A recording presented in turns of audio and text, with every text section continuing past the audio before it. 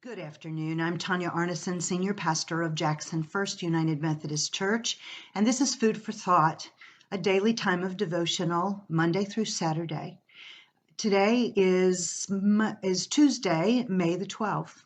I subscribe to the Upper Room online, and if you scroll all the way down to the bottom of their webpage, there is a section called Daily Devotional, and it's a blog. There are specific devotionals written for this COVID-19 pandemic as Christians around the world are responding to it. Yesterday's post, well, it's dated May 10th, really resonated with me because I'm finding time and time again that I need to do an attitude adjustment every once in a while in order to live with myself and the kind of stress that we're under, and to live with my husband as well. So this one is called The Whole World in God's Hands, and it's written by Nancy Dendy Ryle of Georgia in the United States. Don't you love the way God suddenly pops up with a touch of grace in totally unexpected ways? It's extra special in dark times like this pandemic. Let me tell you how God surprised me yesterday. Self-quarantined, I didn't realize until I went out for the mail that the trees already have the lovely pale green of budding leaves.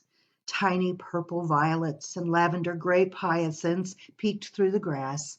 Spring already. I knew I needed a few new shirts. Mine are so old and faded they're pathetic. With the stores all closed, I sat down with a catalog and my credit card and dialed the 800 number. The person who answered spoke in heavily accented English I could hardly understand. And boy, I can resonate with that, and I bet you can too. I knew we were in trouble.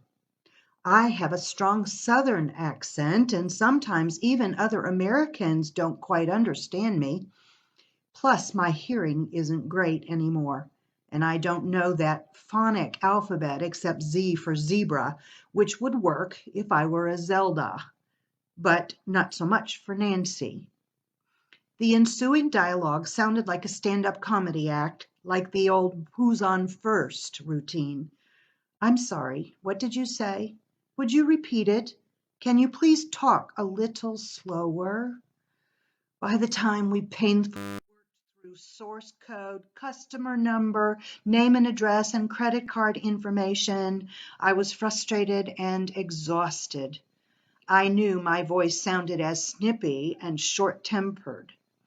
And of course, that's when God stepped in. I badly needed an attitude adjustment. I felt sudden shame. Had I forgotten, for goodness sake, what was happening all over the world, the horrible coronavirus everywhere?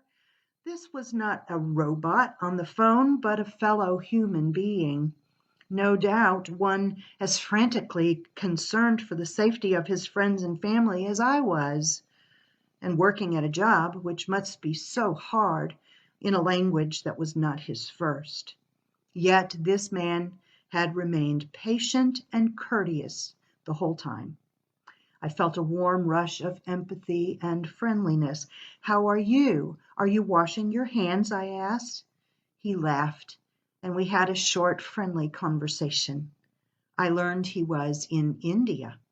We both expressed gratitude that our families were well. Before we hung up, I was able to say, "God bless you," and he thanked me. It all began with the telephone connection. Thanks to a nudge from God, it ended with a connection heart to heart. Oh, my dear friends, whether you are stressed or anxious or feeling desperate or worried or frustrated or annoyed, all of those feelings are very normal responses to what we are going through. And yet, we do have some degree of control over how we respond. Sometimes we just need an attitude adjustment, don't we? in order to be more human and compassionate with ourselves and with those that we're living with. I hope to see you again tomorrow afternoon. In the meantime, be blessed, be well, know you are beloved, and know that God can change our attitude when we need it. Look for those surprises that may come to tell you it's time. Amen.